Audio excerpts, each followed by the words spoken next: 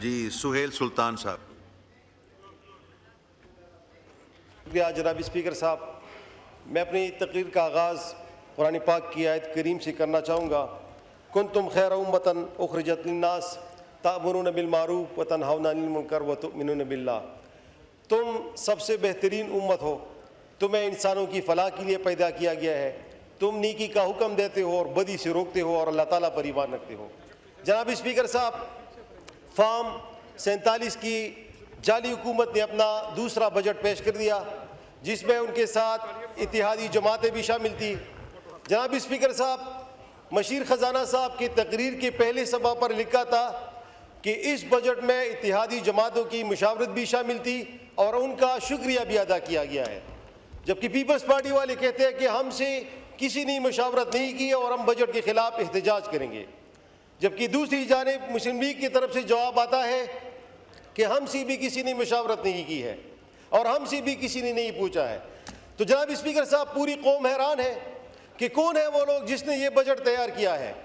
کون ہے وہ لوگ جنہوں نے عوام کے اوپر مزید ٹیکسز لگائے ہیں؟ کون ہے وہ لوگ جو عوام کا درد سینے میں نہیں رکھتے؟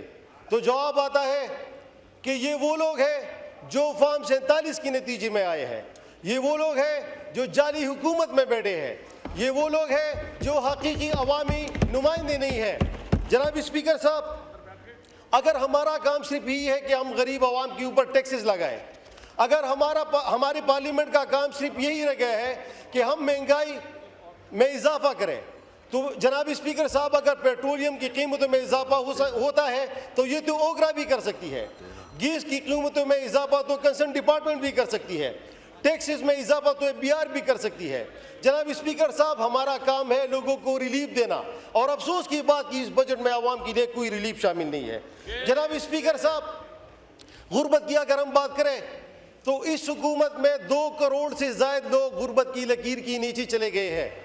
ملک میں غربت کی شرح 45% کی حد تک، خطرناک حد تک پہنچ چکی ہے. جناب اسپیکر صاحب، اور اس بجٹ میں غریب عوام کے لیے کچھ بھی نہیں رکھا گیا ہے. جبکہ دوسری طرف chairman senate, deputy chairman senate, speaker, deputy speaker, national assembly کی تنخواہوں میں 600% اضافہ کیا گیا ہے. جناب اسپیکر صاحب، دوسری طرف مزدور کی ماہانہ اجرت جو کہ پچھلی حکومت میں 38,500 روپے تھی، اس میں بھی اضافہ نہیں کیا گیا ہے. جناب اسپیکر صاحب، حضرت ابوبکر صدیق رضی اللہ تعالیٰ عنہ جب خلیفہ بنے تو انہوں نے فرمایا کہ میری ماہانہ اجرت مزدور کے مطابق رکھی جائے، کیونکہ اگر مجھے پتہ چلا کہ اس میں گزارا نہیں ہوتا تو میں اپنی تنخواہ میں اضافہ کروں گا. جناب اسپیکر صاحب، میں کہتا ہوں کہ اگر سب کی تنخواہوں میں اضافہ ہوا ہے تو مزدور کی مزدوری میں بھی 600%، اگر نہیں تو 300% اضافہ ہونا چاہیے. جناب اسپیکر صاحب، پبلک سیکٹر ڈیولپمنٹ پروگرام کی اگر میں بات کروں تو اس میں خیبر پختونخوا کے لیے ایک شرمناک حد تک کم حصہ رکھا گیا ہے. جناب اسپیکر صاحب، NFC ایوارڈ میں ہمارا شیئر بنتا ہے 14.62%. اس کے علاوہ ہمارے مرکز کے اوپر 2565 ارب روپے کے بقایاجات ہیں. اس کے علاوہ ہمارے بجلی قیمت میں 1650 ارب روپے کے بقایاجات ہیں.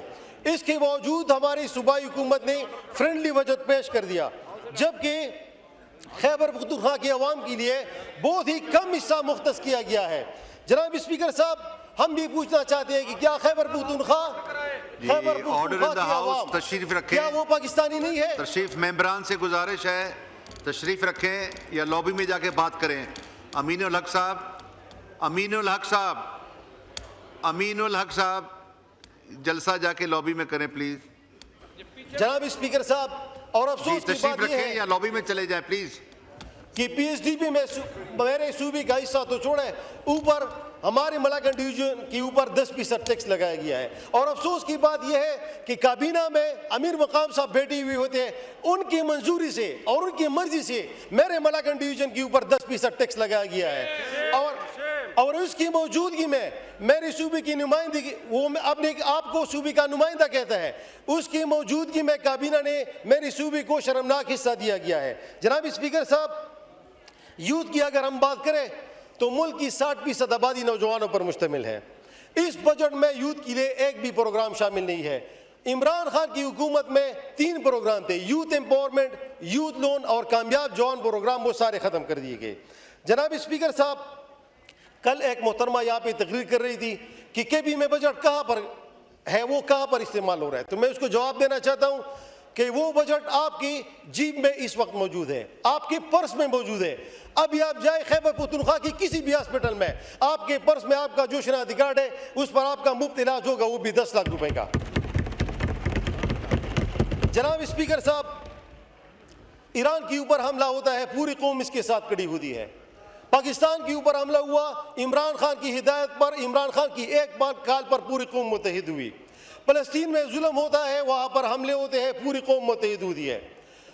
اس حکومت نے 2 سالوں میں صرف ایک کام کیا ہے، وہ ہے کسی نہ کسی طریقے سے عمران خان کو جیل کے اندر رکھے اور اس کو باہر نہ نکالے۔ جناب اسپیکر صاحب، یہ لوگ عمران خان کو لوگوں کے دلوں سے نکالنا چاہتے تھے، 2 سالوں میں یہ نکال سکے نہیں۔ یہ لوگ عمران خان کی ورکروں کو FIR سے ڈرانا چاہتے تھے، ڈرا سکے نہیں۔ یہ لوگ میری لیڈرشپ کو گرانا چاہتے تھے PTI کے، گرا سکے نہیں۔ یہ لوگ مراد سعید کی آواز کو دبانا چاہتے تھے، دبا سکے نہیں۔ یہ لوگ میری لیڈرشپ کو، میری پارٹی کو یہ چاہتے تھے کہ لوگ عمران خان کو بھول جائے، کیا لوگ عمران خان کو بھول گئے؟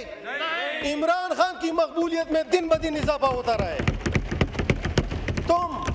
تم ہمیں گرانے کی کوشش میں بار بار گرے ہو، مگر یہ یاد رکھیں، جس شخص کو تم گرانے میں لگے ہوئے ہو وہ دن بدن مقبول ہوتا جا رہا ہے، وہ لوگوں کے دلوں پر راج کر رہا ہے۔ جناب اسپیکر صاحب، میں اس پام 47 کی حکومت کو یہ بتاتا ہوں کہ تم ہمیں مار سکتے ہو، تم ہمیں گرفتار کر سکتے ہو، تم ہمارے خلاف جعلی FIR کر سکتے ہو، تم ہمیں تانوں میں بند کر سکتے ہو، مگر خدا کی قسم کوئی مائے کا لال ہمارے دل سے عمران خان کی محبت نہیں نکال سکتا۔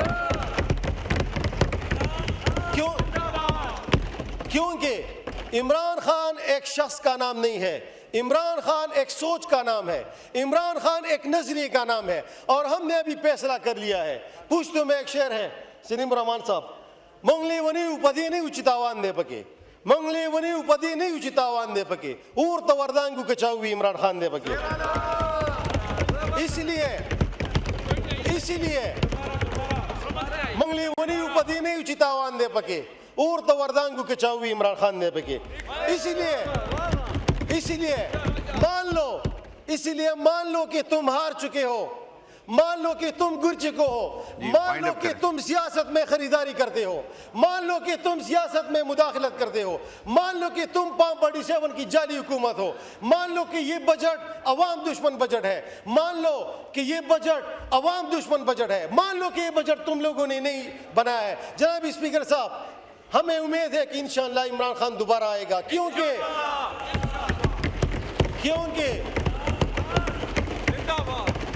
کیونکہ میلادی لیڈر یقین رکھتا ہے ایاک نعبد و ایاک نستعین پر۔ یا اللہ، ہم تیری عبادت کرتے ہیں اور تجھی سی مدد مانگتے ہیں، اور ہمیں امید ہے کہ نصر من اللہ و فتح قریب۔ اور ہمارا نعرہ ہے خان تیرا ایک اشارہ حاضر ہے لہو ہمارا۔